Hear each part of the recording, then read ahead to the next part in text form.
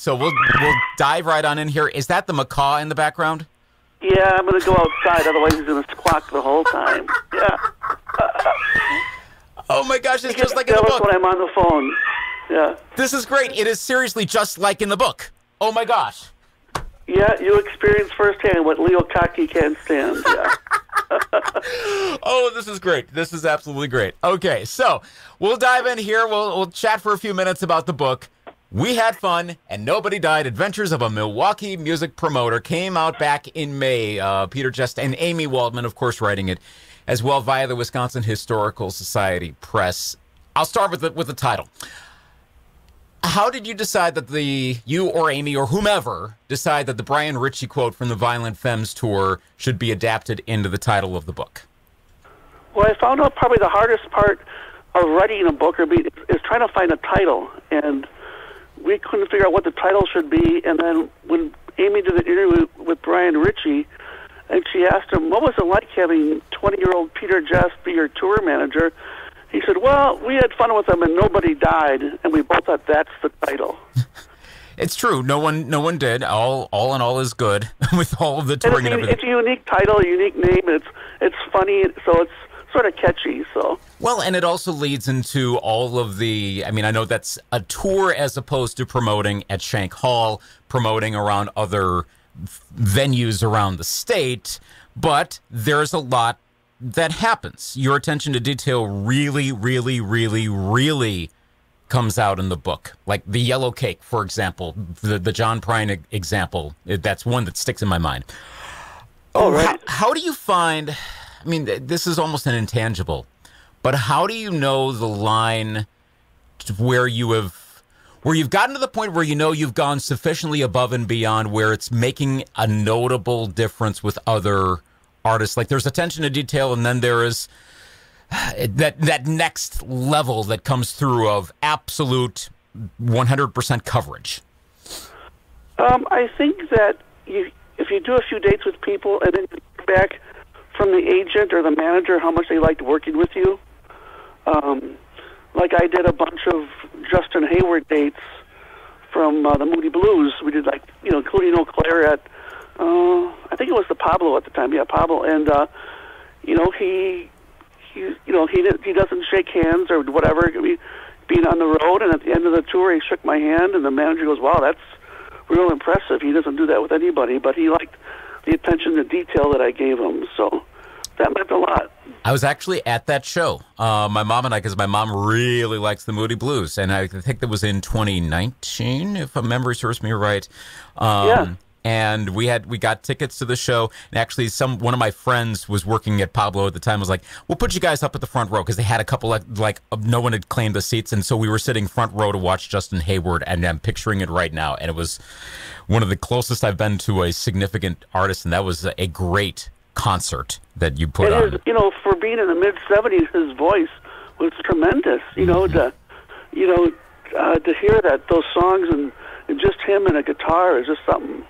How do you, referencing the age there, and they're the acts you referenced that either passed away or retired, and then for a lot of them that have been around going back to the 1980s, one in your sense, and then touring before that, I mean, they're not a factor anymore, but is there any point where you go as a promoter, this particular act, maybe they don't have it anymore, whatever it is, or is the name still significant? How do you know as a promoter the quality of a heritage act, regardless of how big they are nationally or internationally, or small down to maybe Milwaukee level?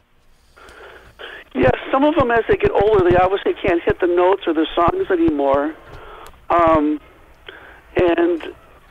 But I think people, if you really love the act, you understand it.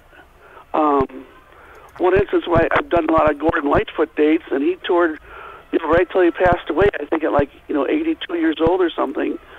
And, someone complained a couple times, and they think, well, this is not 1975. This is, 2015.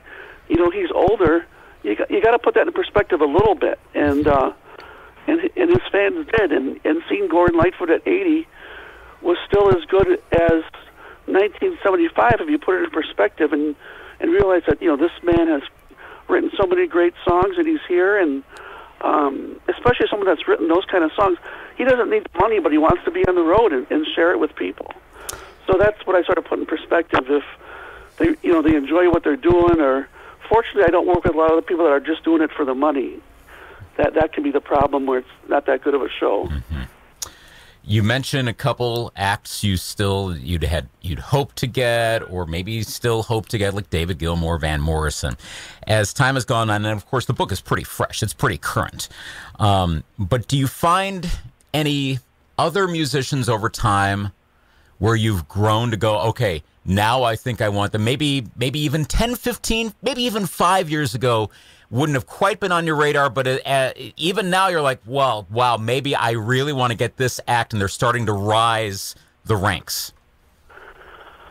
Well, that's a tough one, because a lot of those you mentioned are just a hard time that haven't played in Milwaukee or Wisconsin in a while. Mm-hmm. And I guess as things get older, people that haven't toured for a while, I'd have to think about that one. That's off the top of my head, that's a hard one for me. So. And Milwaukee in general, there's a fair amount about the Milwaukee scene. This book is great for anyone who really knows the Milwaukee music scene. Someone like me, the closest I came to living around Milwaukee was as a kid in the mid-1980s. My family lived either for like 3 months in Whitefish Bay, and then we were in Grafton for about 2.5 years, and then moved back up here to Eau Claire. So I really don't know the scene down there, so it's educational for those of us outstate who don't know about it. So, but go into a little more detail, if you would, on the evolution of it, let's say over the last 30 years, going back to earlier Shank Hall era to today. Not necessarily a better or worse or what, but what is the Milwaukee performing scene like now with regard to similar clubs, similar performance venues? A few have closed, but a few have opened up. I mean, we get a lot of shows just because of the proximity to Chicago. It's like, okay, every act on tour plays Chicago, so Milwaukee can be an easy next day or beforehand. So it's about the same. But one of the things I did in the book is, why I was so glad to talk to you guys, is because, I branched out in the, 80s to, Eau Claire, Wausau, Oshkosh, Green Bay, when no one else was really thinking about those markets. And that's why I bought, like, John Prine. And I did a lot of the shows at the State Theater, back in the day. Mm-hmm. And that's how I got to know a lot of the acts, like John Prine and Arlo Guthrie, pretty well, because I traveled with them. Well, not traveled with them, but we went to the same cities every day. Mm-hmm. But, that was the fun part. But Milwaukee has pretty much stayed, especially with Summerfest and other festivals, we sure get a lot of acts. So it can be hard to compete with as a club owner. Yeah. What has Fiserv Forum changed, and the Deer District around there? Have you noticed any change in the scene with regard to that, either, in any way, good, bad, changing dynamics? And how has that affected the downtown in terms of performing? Understanding that, of course, Fiserv is going to get the big ones, but how it spreads out further into other, establishments and whatnot. Yeah, Fiserv basically took the replace of the Bradley Center. Mm-hmm. And so, the arena acts are still going to play there. They play the Bradley Center. And, some people in town made a big deal. Oh, we're getting more acts now that the Fiserv is built. Well, that's because it's brand new. And anytime you get a brand new arena or theater or club, people want to play there right away because it's the thing to do. If you're going to do 10,000 to 16,000 tickets, you play the hockey arena or whatever. So it hasn't really changed because it just took the replacement of the Bradley Center. What do you see in terms of the crowds and the demographics as generations go on? The young ones back in the late 80s and early 90s would have been like what we would now probably call the older Gen Xers. Now the younger ones would be the older Gen Zers, and the millennials in between. And I'm intentionally skewing towards the younger end of the demographic.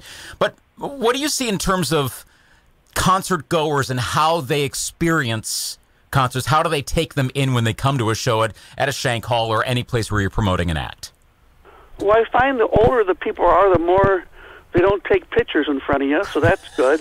I think the younger people probably have never experienced a concert where you just sit, listen, and enjoy it without, looking through your phone. But I think a lot of the shows I do with the older crowd, it's neat to see, 2 or 3 generations of people at a show.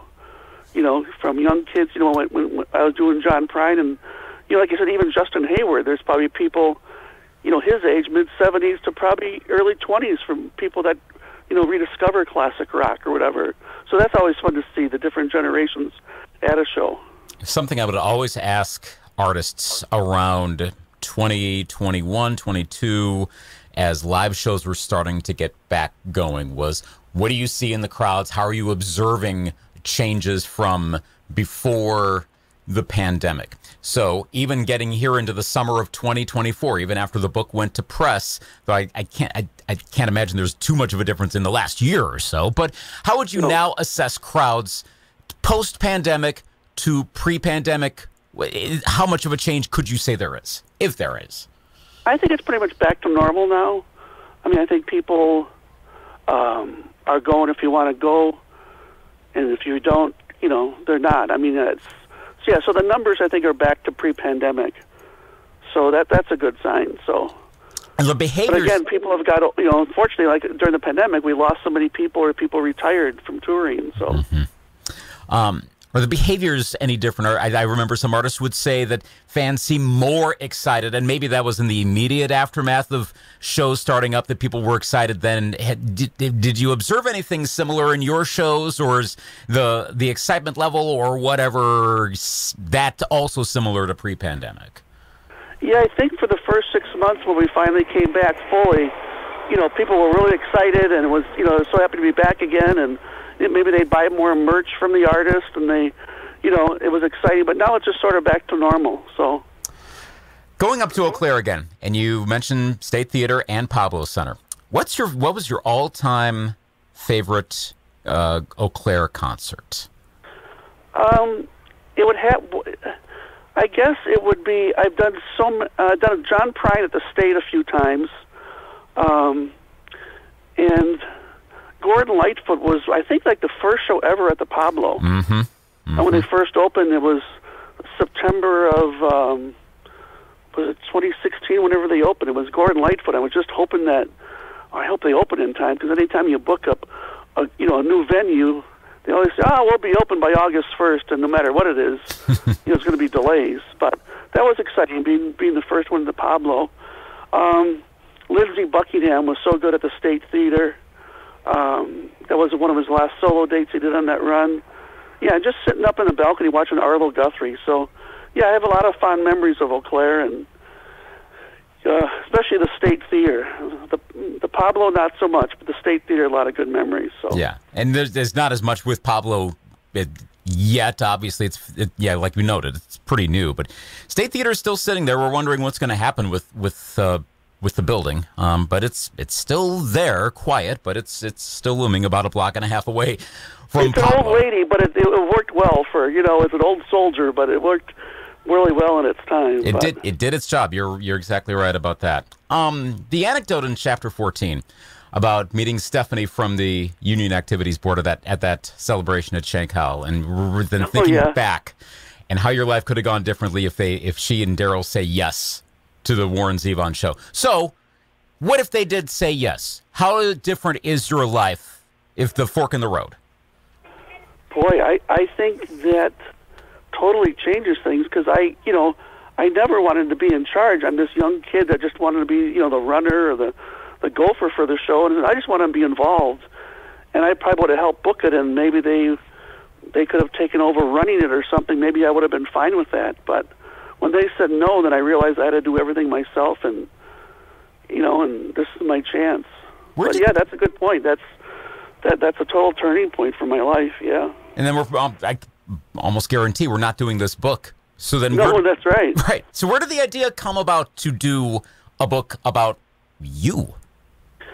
Well, during the pandemic, I was posting things on my Facebook page of, a Pearl Jam contract for $500 or Alanis Morissette for $500, because I've saved all my show files for 40 years, contracts, reviews, everything from the show. And Amy Waldman, who was, is a casual friend of mine, said, "Oh, wow, you should do this like a Shank Hall paywall and a museum online to make some money during the pandemic.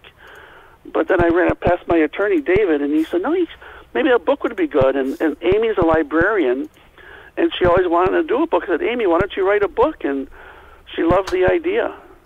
And the first people she approached was the Wisconsin Historical Society Press, and they loved the idea, and they're such a tremendous people to work with. So they've done a wonderful job with books. I read the Al Jarreau book last year, which was an awesome read. So I'm glad that they signed on. And I thought, gee, okay, Al Jarreau last year, and they're doing me this year in music. I'm pretty honored. They only do a handful of books a year, so that was really special. Well, it puts it in the musical canon of the state of Wisconsin, which all of us in the state are we love noting those people. So the last question is the ultimate takeaway from this.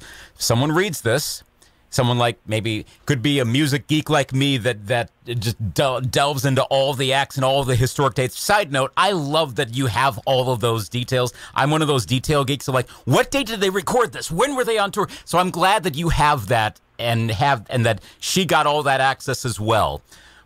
But from anyone like me or someone who's been in Milwaukee, has been to those shows, or someone who just likes reading about Wisconsin history, what is the ultimate takeaway you want everyone to get when they read the book?